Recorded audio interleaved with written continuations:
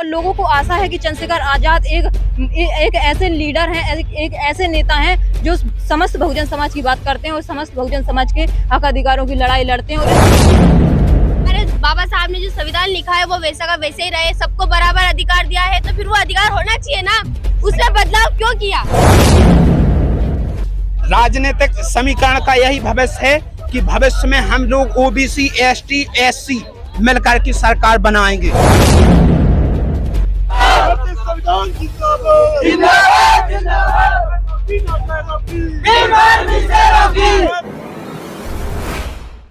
लड़कियां यहाँ पर आई हुई हैं और जैसा कि हम देखते हैं महिला की भागीदारी बहुजन समाज में ना के बराबर देखी जाती है, पर आज यहाँ पर भागीदारी है महिलाओं की, खासकर युवा महिलाओं की।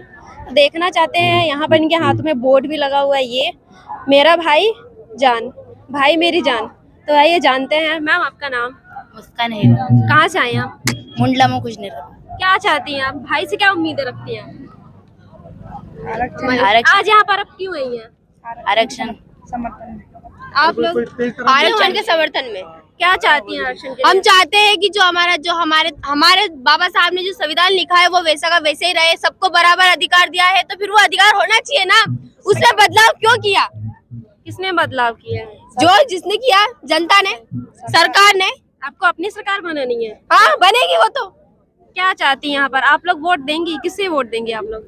चंद्रशेखर आजाद को। तो आप लोग यहाँ पर भीम आर्मी के पार्टी चाहते हैं? हाँ। Yes, Bahujan Samaj party. आपका परिचय? मैं राजगढ़ जिला से हूँ। क्या कर रही हैं एजुकेशन में?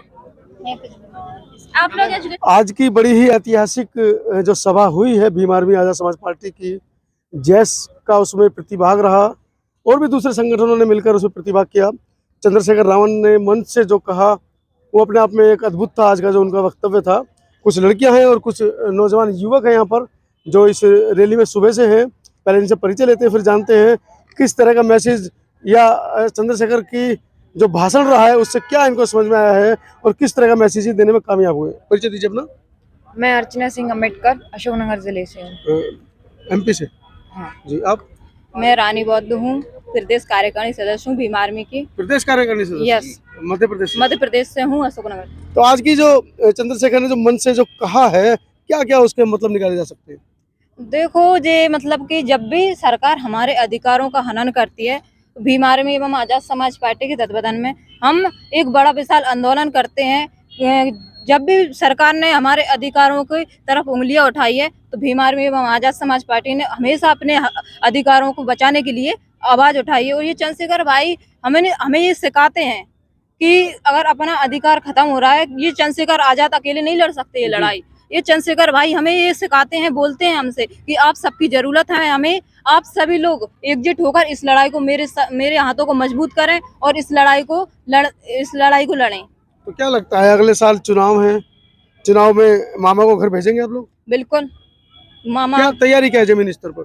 जमीनी स्तर पे बहुत अच्छी तैयारी चल रही है। हम लोग गांव-गांव जाके लोगों को लोगों का जो वोट है उसे हम कन्वर्ट करने की कोशिश कर रहे हैं कि ज्यादा से ज्यादा लोग भीम आर्मी एवं आजाद समाज पार्टी से जुड़ें, जो समाज में हो रहा है अन्याय अत्याचार उनको रोक सकें। और भी बहुत सारी बहुजनों की पार्टियां हैं। बहुजन समाज के लोग आपसे क्यों जुड़े? बहुजन समाज के लोग हमसे इसलिए जुड़े क्योंकि देखो अभी अपन वर्तमान में देखने को चले तो चंद्रशेखर आजाद एक बहुजनों का एक ऐसा चेहरा बन गया है कि जो पूरे मतलब कि मध्य प्रदेश में नहीं, भोपाल में नहीं, पूरे देश विदेशों में उसका नाम चल रहा है। और लोगों को आशा है कि चंद्रशेखर आजाद एक ऐसे लीडर हैं, एक ऐसे नेता हैं जो समस्त बहुजन समाज की बात करते हैं और समस्त बहुजन समाज के हक अधिकारों की लड़ाई लड़ते हैं। और इस लड़ाई को वो इतनी मजबूती से लड़ेंगे और लोगों को आशा है कि चंद्रशेखर आजाद ही हमें सत्ता परिवर्तन लाके हमारे जो शोषण हो रहा है, हमारे अधिकारों का सरकार हनन कर रही है, उनको रोक सकती है। आपको नहीं लगता अभी यूपी में चुनाव थे, आजाद समाज पार्टी का क्या हाल हुआ है? एक सीट नहीं निकाल पाए हैं, एक दिल्ली में एक सीट निकाल पाए हैं। शुरुआत अच्छी है, उसके लिए बधाई। लेकिन यहाँ मध्य प्रदेश में कैसे करिश्मा कर पाएंगे आप? देखो हम कोशिश तो पूरी कर रहे हैं। अगर हम लोग मतलब जीत नहीं पाते तो जरूरी नहीं है कि हमें जीत ही मिले। जरूरी ये है कि हम मैदान में उतरे हैं इस लड़ाई को लड़ने के लिए। मैदान में उतरेंगे तो नफा भी हो सकता है, नुकसान भी हो सकता है, लेकिन बच्चे बहुत आशावान हैं और मुझे लगता है कि मध्य प्रदेश के अंदर भीम आर्मी का जो उज्जवल भविष्य है वो जो आज का जो ये ऐतिहासिक जो दिन रहा है, जिसमें लाखों की संख्या में लोग पहुंचे, मैदान छोटा पड़ गया। ये इतिहास है इस मैदान का कि इस मैदान को आज तक कोई भर नहीं पाया। ये पहली बार ऐसा इतिहास मध्य प्रदेश में बना है कि इस मैदान को भर दिया गया, और जितने लोग मैदान के अंदर थे उससे ज़्यादा सड़कों पर दूसरी तरफ आपको दूसरी वीडियो में देखने को मिलेंगे। वीडियो के बारे में आपकी क्या राय है? और ये छोटे छोटे बच्चे हैं जो राजनीति की दिशा बदलने की बातें कर रहे हैं, इनके वक्तव्य पर आपकी क्या राय है? कमेंट सेक्शन में जरूर लिखिएगा। धन्यवाद। आप सर, आप देख रहे हैं यहाँ पर ये दिव्यांग है, उसके बावजूद यहाँ पर आए। सर आपका नाम बताइए सर। मेरा नाम राजाराम राजपाली है। सर आप यहाँ पर आज किस लिए आए हैं? मैं इसलिए आया हूँ कि मैं मध्य प्रदेश शासन से शिवराज सिंह चौहान से यह निवेदन करता हूँ कि दिव्यांगों को प्राथमिक शिक्षक भर्ती में और जो है उनकी वेटिंग बनाई जाए और 51,000 पद किए जाएं। यदि 51,000 पद नहीं किए जाते हैं तो हम बीजेपी को वोट नहीं देंगे। तो क्या सर अब ये भीम आर्मी को वोट देंगे sir? ASP Azad Samaj party. हाँ, हम भाई भीम आर्मी को ही वोट देंगे यदि हमारे 51,000 पद नहीं किए गए। तो सर आप कहाँ से आए हैं? हम टीकमगढ़ जिला से। अकेले आए हैं सर आप? जी, मैं अकेला आया हूँ। सर आपकी क्या मांगे, आप क्या चाहते हैं? सर भीम आर्मी से क्या चाहते हैं आप? भीम आर्मी से मैं यह चाहता हूँ कि सरकार से वो कहें कि जो बच्चे 11 साल बाद परीक्षा दे रहे हैं, प्राथमिक शिक्षक परीक्षा, उसके 51,000 पद किए जाएं, क्योंकि बहुत दिन हो गया है, बेरोजगारी बहुत ज्यादा। 11 साल पहले पेपर हुआ था, आज 11 साल बाद 23 में पेपर हो रहा है। वो कह रहे हैं हम 1 लाख फिर से नौकरियां निकाल रहे हैं, पटवारी भर्ती। तो पटवारी भर्ती अलग बात है, लेकिन प्राथमिक शिक्षक जो 11 साल बाद परीक्षा हो रही है उसकी बात क्यों नहीं बोल रहे हैं? वो स्पष्ट बोलें। वो गुमराह करती हैं, वो कुछ नहीं दे रहे हैं, बच्चों को गुमराह कर रहे हैं।